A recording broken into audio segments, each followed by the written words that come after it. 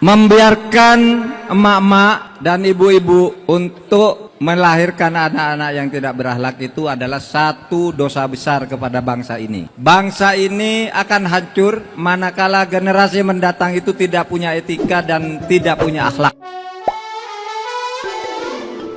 Hola netizen yang tercinta, calon wakil presiden nomor urut 3 Mahfud MD berbicara mengenai pentingnya akhlak dan etika dalam membangun bangsa. Mahfud MD mengatakan seseorang yang tidak memiliki akhlak dan etika cenderung memiliki sikap yang koruptif. Mahfud MD bahkan mengatakan membiarkan seorang ibu melahirkan anak tidak berakhlak merupakan dosa besar kepada bangsa. Menurutnya, ketidakpunyaan etika dan akhlak itu sebenarnya selalu berbarengan dengan sifat-sifat koruptif. Dia meyakini siapapun orang yang tidak punya etika, akhlak, dan moral pasti di belakangnya ada tindakan korupsi yang dilakukan dalam berbagai bentuknya. Mahfud MD berharap kepada para orang tua agar senantiasa memberikan pendidikan akhlak dan etika yang baik kepada anaknya, sebab budaya Indonesia merupakan budaya yang selalu menjunjung tinggi akhlak dan etika.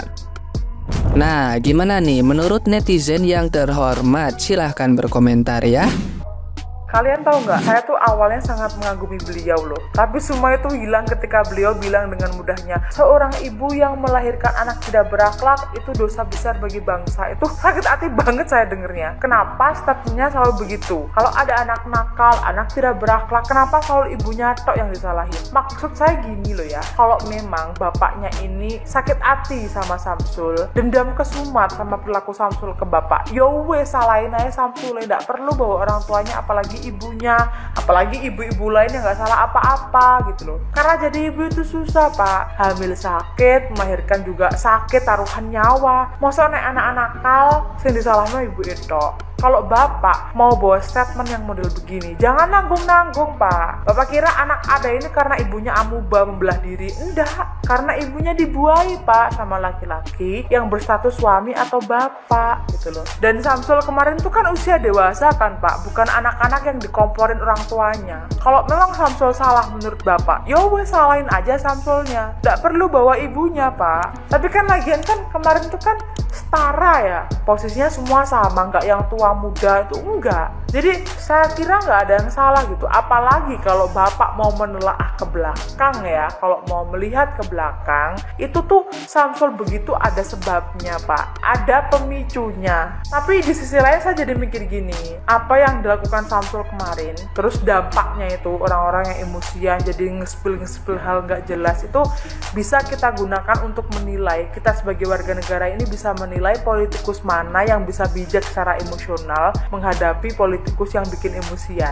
Karena apa yang dilakukan Samsul kemarin tuh nggak sebanding dengan 5 tahun ke depan. Saya jadi inget gitu, Pak Jokowi tuh selama 10 tahun tuh dikatain tuh nggak pernah ada yang ngelaporin UU ITE warganya, nggak pernah. Padahal parah banget itu warganya kalau ngelok nih Pak Jokowi. Belum lagi kalau kalian nggak tahu ya, di Twitter, di X itu ada yang ngatain Bu Iriana jogetnya kayak diet itu. Tapi Mas Gibran atau Mas Kaisang gitu ngebalasnya santai aja. Iya Pak, maaf Pak, siap laksanakan. Sabar banget. Saya nggak ngebayangin kalau dipimpin sama orang yang mendowo-dowokan masalah, memperpanjang masalah itu. Aduh, nggak bayang nih saya. Apalagi warga kita ini barbar. Sedih banget aku, gelo banget aku nyawang. Sumpah.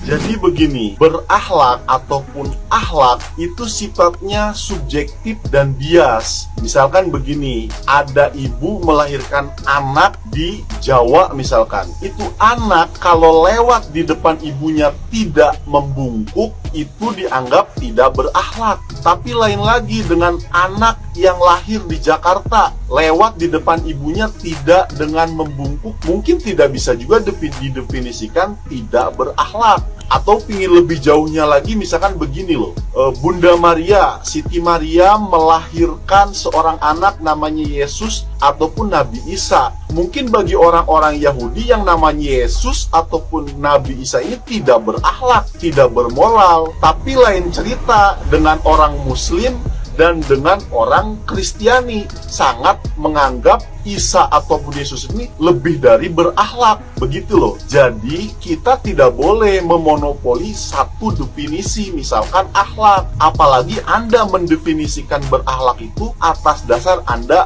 baper, marah. Apa sih yang jadi penilaian dan pemikiran kalian setelah melihat potongan video tersebut? Sebagai seorang anak yang ibunya dicap sebagai orang yang paling berdosa untuk negara ini gara-gara gagal dalam mendidik anak. Dan ini mohon maaf sebelumnya nih ya Pak ya, tanpa mengurangi rasa hormat saya terhadap Bapak, orang yang paling sangat disegani di negara ini. Tidak ada yang namanya orang tua ataupun seorang ibu menginginkan kegagalan dalam mendidik anak. Nggak ada Pak yang namanya orang tua. Entah itu seorang ayah, seorang ibu, mereka pasti menginginkan yang terbaik untuk anaknya dalam mendidik, entah itu segi moralnya, perilakunya, etikanya, sopan santunnya, pengen yang sempurna. Untuk apa ada sekolahan, untuk apa ada tempat kuliahan, untuk apa ada pesantrenan, kalau itu memang tidak digunakan sebaik mungkin menjadi sebuah wadah untuk mendidik anak. Dan nggak mungkin juga seorang guru mendidik muridnya tidak baik. Bagaimana bisa seorang ibu menginginkan kegagalan terhadap anaknya? Ketika masih dalam kandungan aja didoakan yang baik-baik Pak. Bahkan ketika melahirkan taruhannya nyawa ya. Gak mungkin juga, apalagi setelah lahir menginginkan keburukan untuk anaknya. Gak mungkin sama sekali. Karena begini loh, ya, yang namanya orang yang lebih muda itu akan mencontoh orang yang lebih tua bagaimana cara mencontohkan yang baik di depan orang yang lebih muda. Udah gitu aja intinya ya Pak ya, mohon maaf sebelumnya. Mudah-mudahan ini dapat dimengerti, dapat dipahami, karena anak yang lebih muda akan mencontoh orang yang lebih tua, bagaimana orang tua itu memberikan contoh yang baik terhadap orang yang lebih muda. Saya kaget melihat malaikat yang sudah berubah jadi iblis berceramah, memberikan tausiah di depan jamaah. Ya Tuhan, Pak Mahfud kok jadi begini ngomongnya? Karena Bapak didebat, dicerca, ya, kemudian Bapak dijebak dengan kata-kata oleh Gibran. Bapak sakit hati. Bapak menganggap Gibran itu orang yang tidak beradab, tidak beretika. Bapak nggak pantas jadi politisi. Sudah saya katakan, Bapak itu orang baik. Bapak itu malaikat pendekar hukum. Sekarang Bapak berubah jadi setan. Ngomongan Bapak tajam seperti malaikat, tapi sayangnya sudah ada tanduk di kepalanya. Persis seperti banteng yang lagi marah. Sekarang Bapak nyeruduk kiri, nyeruduk kanan. Ini pasti gara-gara bergaul dengan PDIP dan Megawati. Sekarang Bapak sudah salah prioritas. Buat apa? Bapak teruskan, Bapak juga akan kalah. Saya jamin Bapak nggak bakal jadi wapres. Dijamin Bapak kalah. Kenapa? Karena tidak ada figur kuat di belakang Bapak untuk mendukung Capres Ganjar dan Anda.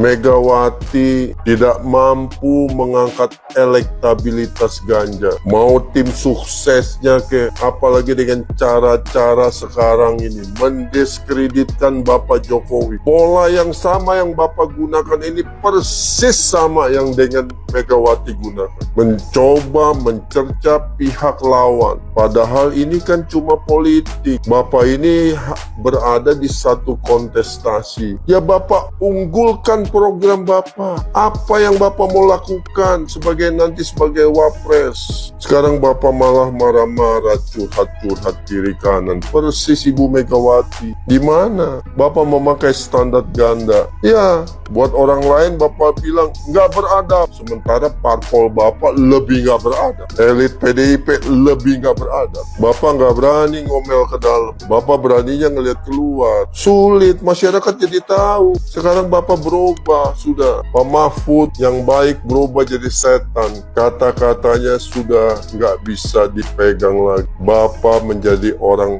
fasik. Itu kerugian besar buat Bapak. Kalau saya sarankan Bapak lebih baik mengundurkan diri jadi cawapres. Karena akan menyakitkan hati Bapak. Sungguh, Bapak nggak siap berpolitik. Serius, saya prihatin. Bapak akan sedih, kecewa, sakit hati. Dan ketika Bapak melontarkan kata-kata malaikat Bapak ini kan malaikat yang berubah jadi setan, ya. Tapi kan tetap ingin mengatakan hal-hal yang baik. Dan itu akan melukai banyak orang, Pak Mahfud. Termasuk akan melukai Bapak. Ya, kalau mau bicara berakhlak di politik, siapa yang berakhlak di politik ini? Apakah berakhlak beradab seorang presiden dimaki-maki, difitnah? Apakah beradab, beretika ketika ada rencana pemaksulan sementara presidennya sangat berprestasi, mensejahterakan rakyat, memajukan bangsa? Bapak dibutakan dengan kefasikan Bapak. Sayang.